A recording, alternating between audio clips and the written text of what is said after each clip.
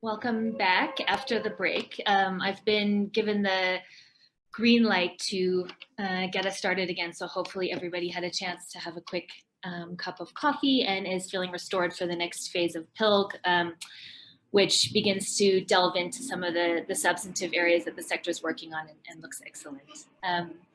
My name is Michael Clements. I'm the head of programs at Lawyers for Human Rights based here in Johannesburg, and I am here for this brief interlude session with my colleague Yvonne Erasmus, who's the senior researcher at CIRI. And we're each going to speak a little bit about some of the initiatives that the public interest legal sector has collectively undertaken in the last few years. Primarily to ensure, obviously, continued access to justice and legal representation for some of the most marginalized as a general matter, and specifically in the context of the COVID-19 pandemic. And I think in both respects, the initiatives reflect a sort of key learning of the sector over the many years of its operation, which is that a critical aspect of access to justice is actually knowing who can help ensure the access, where entrance to a courtroom still feels in many instances like the privilege of the wealthy. So these initiatives are in part designed to address that existing and remaining gap. I'm going to kick us off with a brief overview of the public interest legal hotline, which the sector really developed kind of on the fly in response to the March 2020 COVID-19 lockdown and the related restrictions, which particularly in their first iteration, as everyone will recall, centered on really severe limitations on freedoms of movement, assembly, and other rights.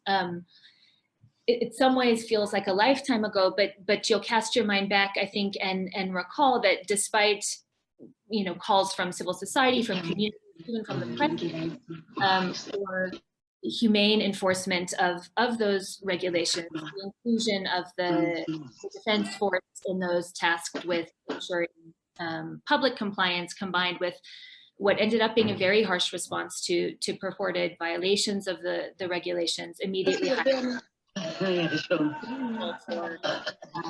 rights violations at the hand of the state. And particularly in poorer and more marginalized areas where much of the so-called enforcement of the lockdown took place in the beginning and remains the case today.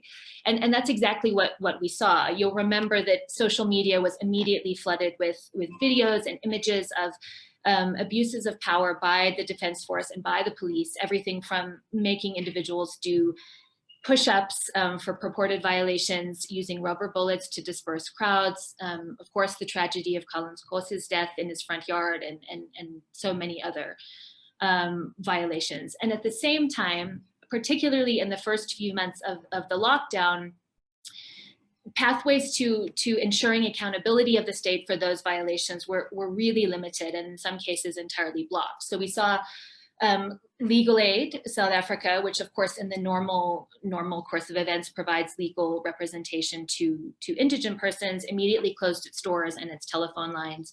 Most public interest legal organizations, including Lawyers for Human Rights, actually implemented work from home policies in early March before the formal lockdown was instituted, given the particular vulnerabilities of our client populations and staff to the virus.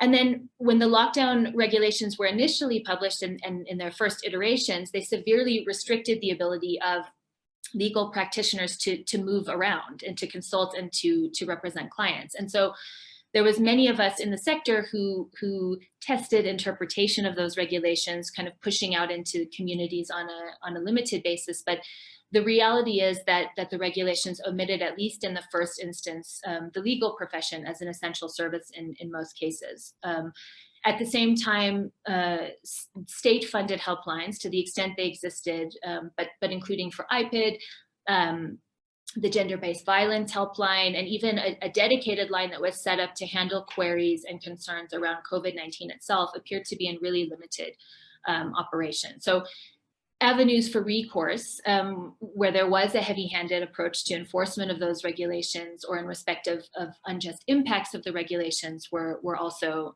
extremely limited. And so I kind of provide that detail and that background because it was against that background that the public interest legal sector, in one of our many group calls at the time, developed the idea of a centralized phone line, or this hotline, that was dedicated to connecting callers easily to the appropriate public interest law organization. And the idea was obviously to be able to continue to ensure free legal advice and support to anyone whose rights were compromised during the course of the COVID-19 response, and to remove the problem of people having to call around to multiple organizations to find representation or advice, given that everyone was working remotely, numbers had changed, availability was just generally different.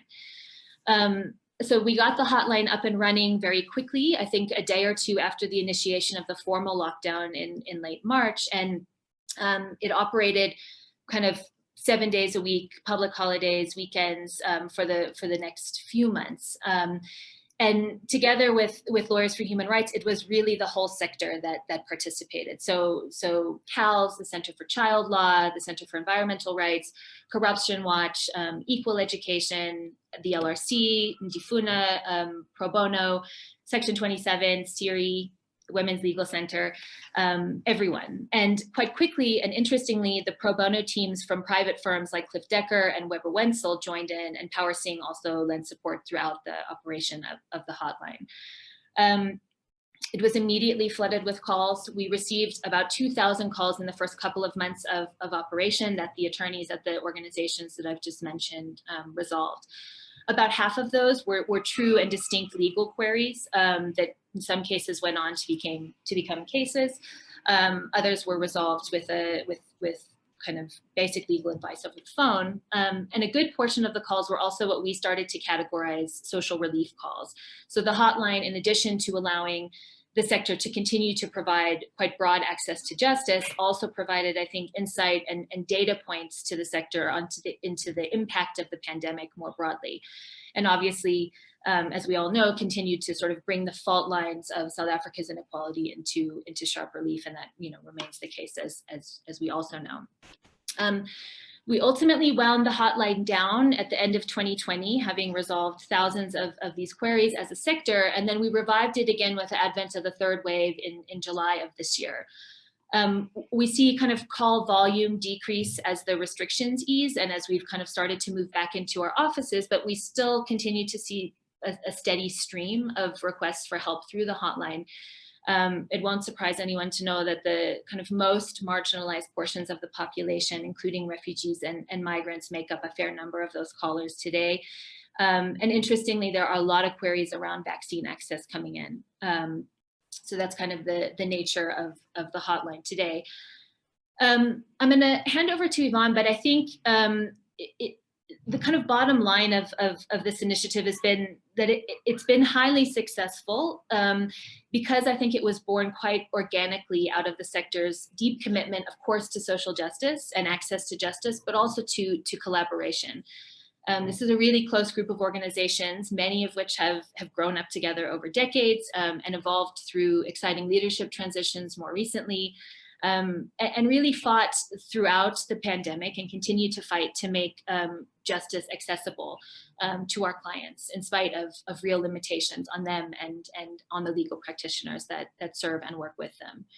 I think we're at a moment where rightly there's a lot of introspection happening within the sector as we kind of assess our work and our impact and our future. And the sector's response to the pandemic, which of course goes far beyond the hotline, and I think some of the sessions in the next couple of days will delve into that more deeply, but it's been a quite important reminder to all of us of the power of the very collaborative spirit that has for so long been a really key feature of the sector.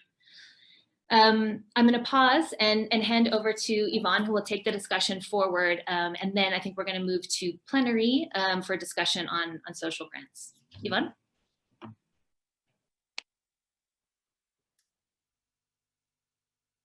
Great. Good morning, everyone. Thank you for the introduction, Michael. So I'm Yvonne Erasmus from SIRI, the Socioeconomic Rights Institute. I'm sure that many of you will be familiar with the Public Interest Legal Services, or PILS, website already. But for those who are not, I'd like to tell you a little bit about it, as well as the update that we are doing this year. So the link to the PILS website will be posted in the chat, and I encourage you to explore the website while I speak. So the website is another example of efforts to amplify the work of the sector and of collaboration between different PILS organizations. And so the website was originally built to house the results of a 2015 study on public interest legal services in South Africa, which examines the role of public interest legal services providers, the context in which they operate, and how their value and impact can be best characterized and measured. So the website shares key findings and recommendations of the study and considers how these recommendations can be best implemented by both the PILS sector and their donors. But in 2018, the website was redesigned and expanded to become a user-friendly resource for all members of the public interested in learning more about the issues, methods, and types of organizations that contribute to expanding access to justice in South Africa. So the main focus of the website currently is to connect the public with PILS organizations. And with that objective in mind, a key feature of the website is an interactive map that identifies and locates the full range of PILS organizations in South Africa. So each organization is organized by type, for example, University Law Clinic, Community Advice Office, as well as by geographic location. And the map and the directory that it draws from currently contains the details of more than 300 PILS organizations around the country. The website further features a news tab with stories relevant to the sector, as well as an issues section that describes the different areas of practice that PILS organizations work in, such as basic services, healthcare, education, housing and land, and so forth. There's also a calendar on which anyone can share information about upcoming events relevant to the sector. So the website is updated annually, and the main focus of the update this year is the verification of the contact details of community advice officers and the importance of community advice officers in the PILS sector has been flagged a couple of times during the course of the morning already. So in addition, during this year's update, we will also be replacing some of the focus on the website and upgrounding and foregrounding a different area of practice that PILS organizations work in. So this year we will be foregrounding refugee and